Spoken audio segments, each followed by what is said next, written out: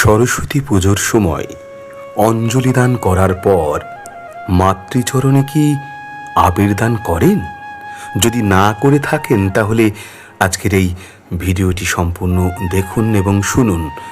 অঞ্জলির পর মাতৃচরণে কেন আবির দেব এবং আবির দেওয়ার সময় আমাদের কি বলা উচিত?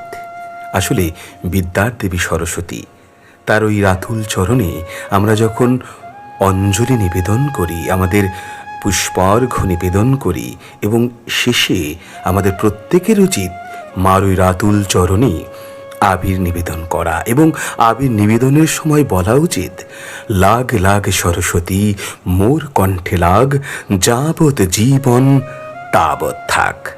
আসলে এই মন্ত্র উচ্চারণের মাধ্যমে মা সুপ্রসন্ন হন এবং আমাদের জন্ম থেকে মৃত্যু পর্যন্ত আমৃত্যু তিনি আমাদের কণ্ঠে অবস্থান করেন।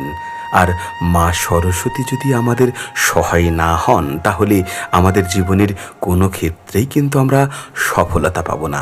তাই বন্ধুরা, যারা এখনও জানেন না তাহলে আজকের থেকে জেনে নিন এবং সরস্বতী পুজোয় আপনারা অঞ্জলি দান করার পর মাতৃচরণে আবির নিবেদন করুন এবং 3 বার বলুন, লাগ লাগ সরস্বতী মোর কণ্ঠে লাগ, যাবৎ জীবন তাবৎ থাক।